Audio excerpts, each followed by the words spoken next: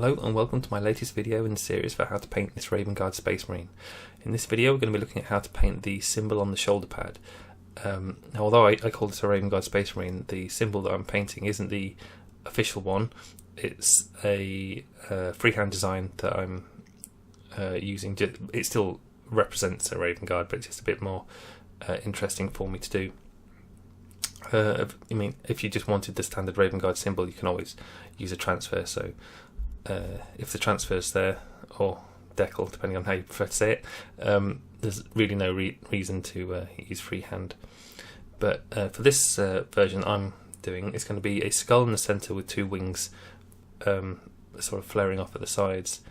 Now, the skull in the centre is a bird skull. Well, it's a raven skull, which I found reference for. Now, it's very, very small, obviously, because it's on the shoulder pad. But that does mean that I have to tweak it a little bit from the reference, just so that you can kind of actually see what it is clearly. Because sometimes what happens is when you take a big image and you shrink it down, then it loses the readability. It can just look like a blob. So I'm going to sort of simplify it a little bit just to make it clearer. Now, the first colour that I'm using is Balor Brown. You can see that in the centre bottom on the wet palette. At the moment, I'm not too concerned about it being a solid colour, and the shape is very rough. It's just to get kind of like a sort of upside down teardrop mark on there. So the scary part of this freehand is that you have to paint over the shoulder pad that's already been highlighted. So you can see there that the spot highlight that was painted on, and there's a highlight off to the left as well.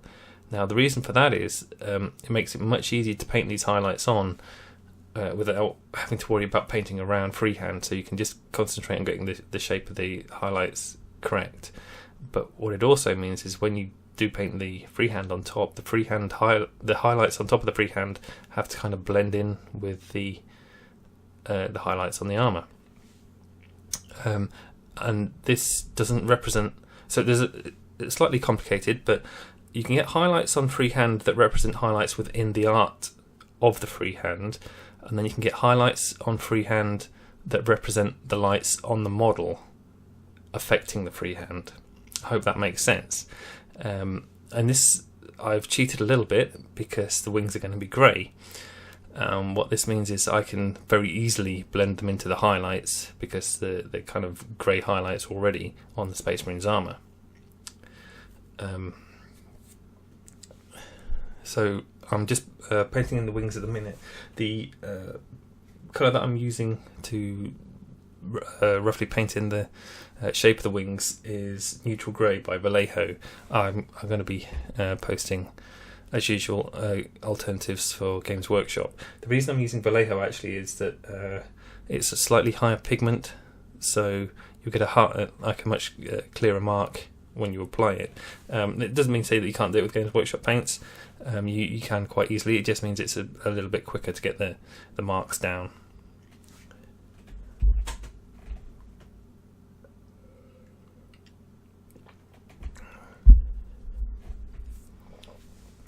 Now, you might look at the wings and think they look a bit weird, not very wing-like. I'm doing them as quite ruffled sort of feathers. They're not symmetrical, which again can make your life a bit easier, but by doing them asymmetrical in the design, you still have to balance them. You can't just go about making wings and not pay any attention to the balance on the shoulder pad.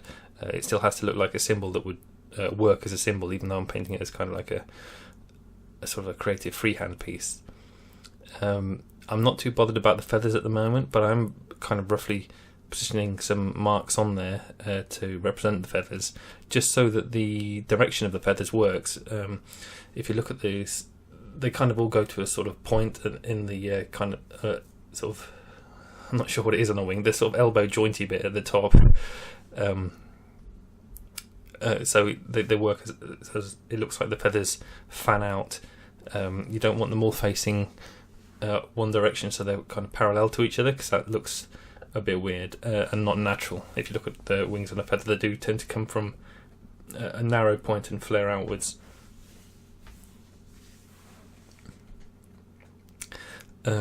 So this colour is German Grey, again by Vallejo. It's not a majorly important colour for the freehand. It just helps to, it's a step in the transition colours. I can also use it to rub out some of the paint a little bit, because the shoulder pad already has highlights on it.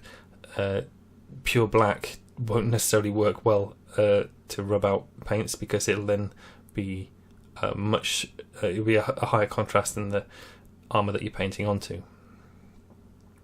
So now that I've roughly got the wings kind of blocked on there, I'm going to work more on the skull, add some details and refinements. One thing you might find if you look for reference of a raven skull is that the tip of the beak goes black. Now that's kind of a problem on a black shoulder pad, because it basically would mean that it goes almost invisible. So what I'm going to try and do is keep the beak, the tip of the beak, dark, but still have a bit of contrast between the colour on the beak and the black background around it. So here I am using black. It's Vallejo model colour black, just to block in the eye sockets. As you can see, I've not done it particularly well, but at this stage it doesn't matter, because you can refine it as you go along.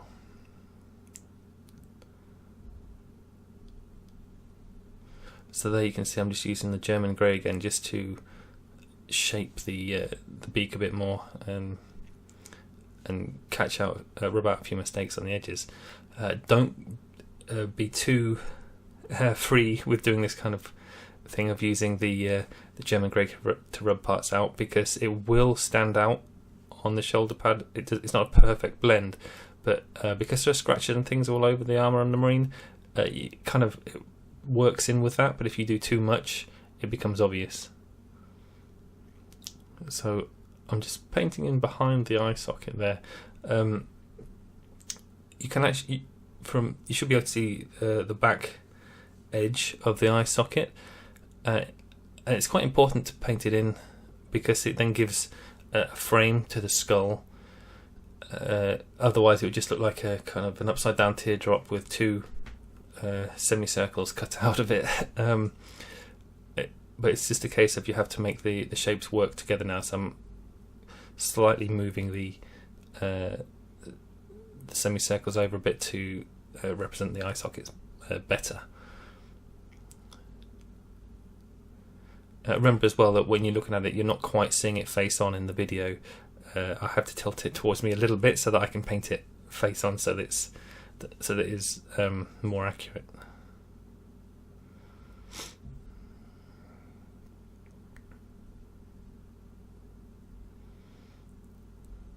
So back to neutral grey, and now I'm adding some of the longer feathers on the outer edges of the wing.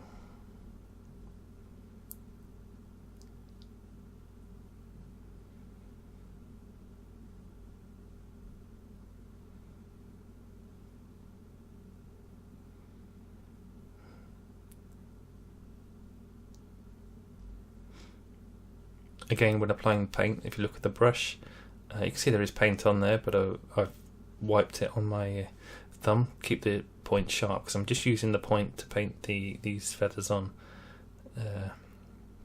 You have to be quite controlled when you're doing it. You don't want just solid blocks. You can see how they're sort of like a rough outline shape, because the wings in reality are probably well, they're supposed to be black, but the way the light catches them things means they highlight, and so you get grey on them and things like that. And also I just need it to be separate to contrast a little bit with the armour behind it, just so that you can see that they are wings. The other thing you've got to be careful of is, because you've painted the dot highlight on the shoulder pad, you don't start getting confused when looking at it and think that it's a light behind the symbol. If you look at it from this angle, it could represent the moon or something behind the symbol, and that would be quite cool, but that's not what it's for. It has to be on top of the freehand that you're doing. So always keep that in mind. I mean, you'll see later on in the video when we get to highlighting it, and it'll kind of blend into the highlight.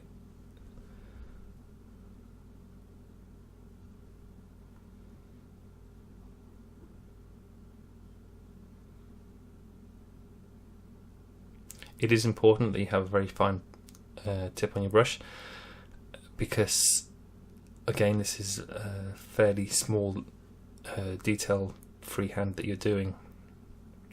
And again, the video is zoomed in so it doesn't look as small as it actually is, but if you see these feathers in real life, they're actually again, they're probably less than 0.5 millimeter wide. So to paint both edges, you need a very sharp brush. Now you can see here the paint's starting to dry a bit on the brush as well, but it's just getting almost a line out of it. You have to be a bit careful as well when this stage when the paint dries on the brush, because you may need to actually wash the brush off before you can apply the next line. I know I didn't in this particular video, but it's just something to consider, because the paint will dry quicker when being on paint that's already drying, and it also affects the flow. So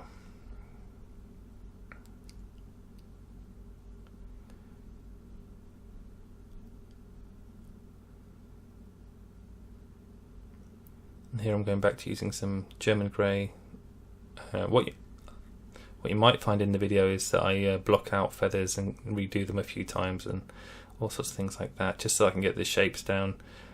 It's not just a case of getting the feathers on there, but the feathers have to look good on both sides and balance. Again, going back to the balance of the image that you're painting on there. And the reason why I painted the skull on first is because then that allows me to centralise the symbol itself, and then I can work out with the wings going out from there.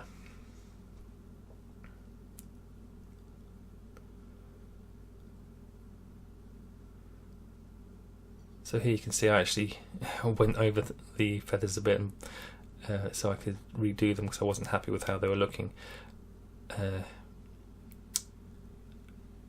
Again, because it is so small, it can be tricky just to make the feathers look how you want. And I wasn't decided on the final look that I was going to go for. But you'll see it as it goes along. Really, with things like this, if you're not completely sure on how you want it to look, and it's not something that you've necessarily painted before, it's probably a good idea to give it a quick test paint. I don't bother with that, just because I'm happy to just paint over what I've already done. But if you haven't had practice doing that, you might find that the paint builds up a bit quickly and you get a thicker layer, and that's something you want to try and avoid. So practice is good.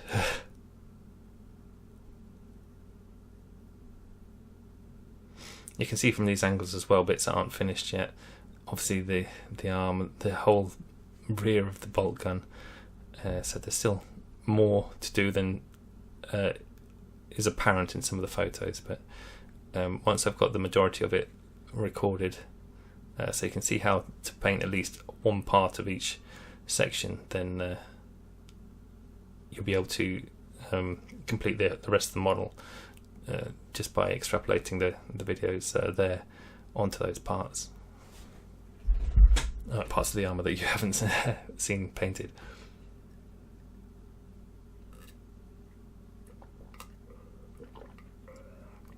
As with the previous video, apologies if my voice sounds funny. I'm just recording this straight after the previous video. As I mentioned, I have been on honeymoon, so and caught a cold on the plane back. these videos were all recorded before I left, but I just didn't have time to do the voiceover for them, so that's what I'm doing now. So here you can see I'm painting in the smaller feathers. So what happens is on the wings, the longest feathers are at the tip, and then you get smaller feathers that are on the outer edge of the wing. I mean, it's kind of self-evident looking at the picture, but then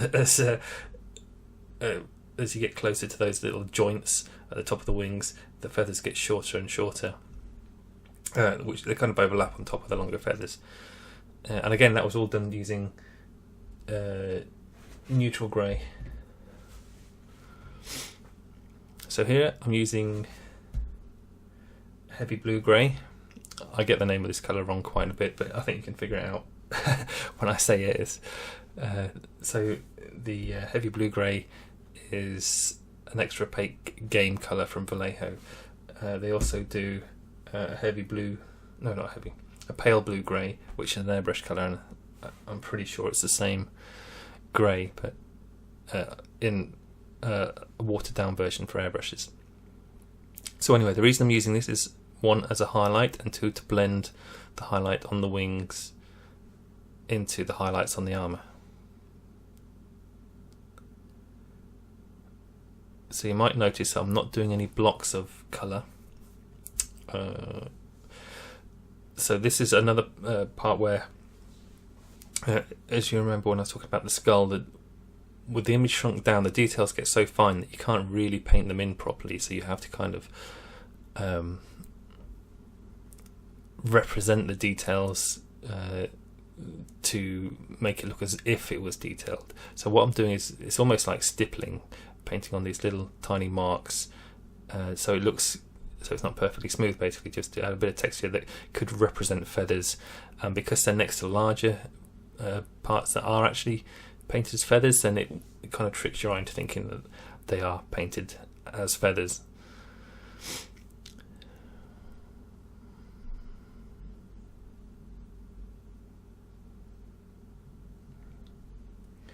For those interested, I'm using a size 00 Artist Opus brush. Again, you don't have to use Artist Opus, but just make sure you've got a brush that's got a fine point.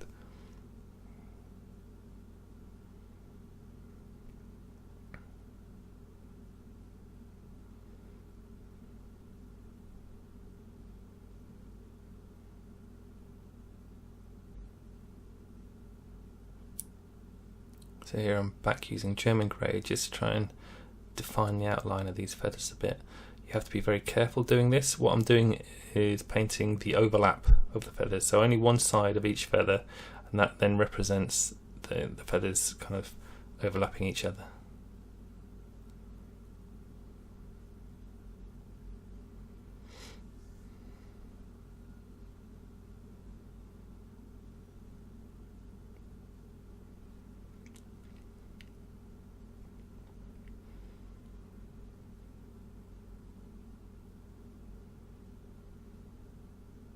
And then the same on the other side of the wing, or rather on the other wing.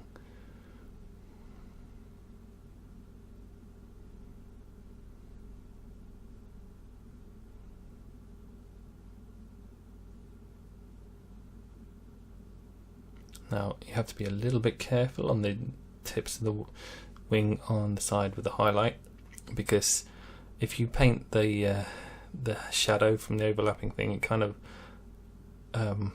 cuts into the shadow, the highlight, sorry, and it shouldn't do that, because obviously the highlight will be on top of it. Now if you want to kind of bodge it a little bit, what you can do is still paint those shadows on there, and then afterwards glaze over it again with probably neutral grey, just to soften it down. So you can see on the tip of the wing there that goes into the highlight on the left, the highlight on the armour, you can see how it's sort of it blends into it. And again, the same with the dot highlight on the joints of the wings just above the skull. By the end of the video, there probably will be things that I still want to fix on this freehand that I will probably come back to afterwards, but you'll have seen enough in the video to give you a pretty good indication of how it's all done anyway. So here I'm just painting on the nasal cavities for the beak. Now, what you might find is when you paint them on, it leaves quite a big mark, as it has done here with me. I've just done it roughly, but what it's actually easy to do is to paint them on slightly bigger, then go back with the Balor brown and cut them down. So that gives you more control to cut into the shape rather than to paint the shape directly.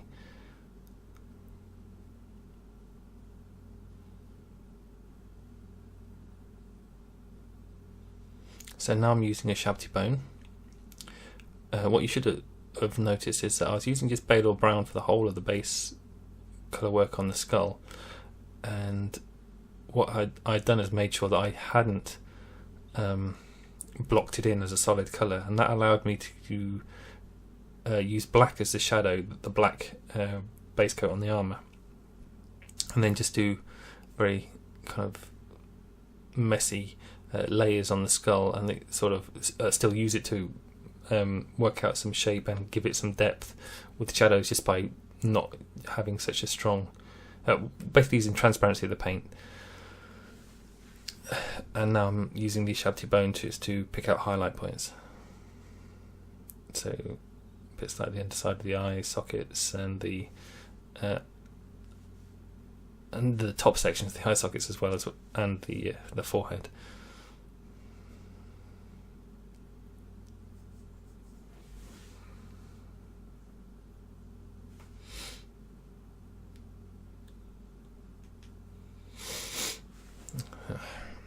Excuse the sniffing again, runny nose. So you can see there I used the Ushabti bone and I just connected the highlight from the top of the eye socket to the forehead, because it makes the highlight thing, it basically creates the whole outline edge, so it's a solid shape. You have to be a bit more careful with that because of the black background, because you just need things to look solid. So here I'm using, well, for a start off, I think I've tried black on it, on the tip of the beak. So I mentioned at the beginning of the video how I was using how the tips of the beaks on ravens are black, and as you can see, it's basically made it go invisible. But I'll be fixing that as I go along.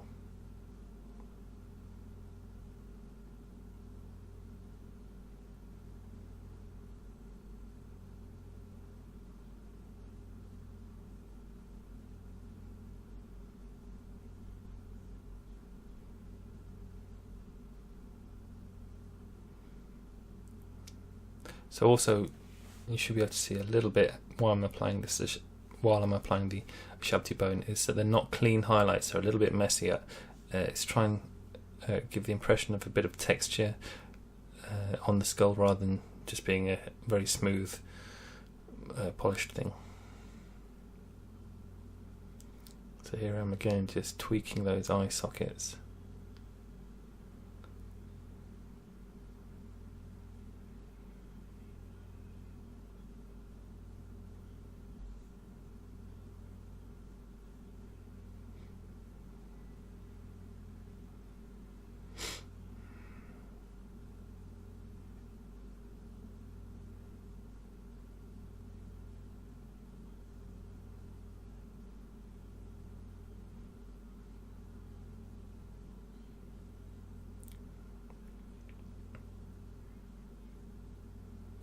And there I am, trying to get some shape back in the beak.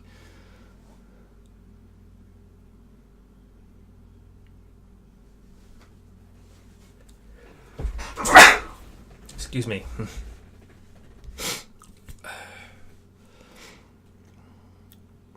So you can see I'm using the Ushabti bone there to go over and paint in the underside of the sockets again.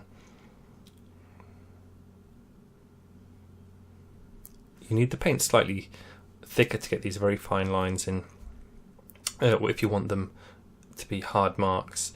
So you have a very short period on the brush to get the paint mark down, because otherwise it'll have dried on the tip of the brush. But you need the paint thicker so that you get a very definite mark. If you have the paint thinner, you'll have a longer time to get the paint down, but it will be a much softer mark. So depending on the kind of mark you want to make, obviously. But if it's a hard mark, particularly on black, you need the strong lines just so that it's visible. Here I'm using some white. I'm using P3 Moro white, but again, any white will do. Just as the final highlight points on the skull.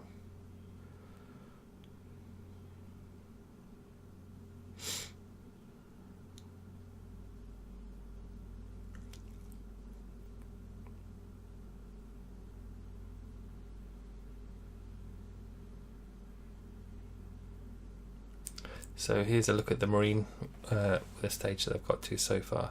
So I went back a little bit and tweaked it. I've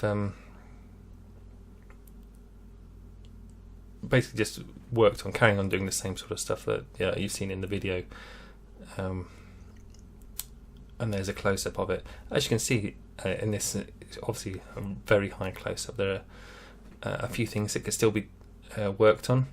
I'll probably glaze the skeleton a bit more and sharpen up the shape of the beak, although it looks curved to a certain extent from the curve of the shoulder pad as well. But I'm going to, like I say, tweak it a little bit, but that gives you a rough indication of the final image I'm going to produce anyway. I hope you enjoyed the video. Thank you very much for watching.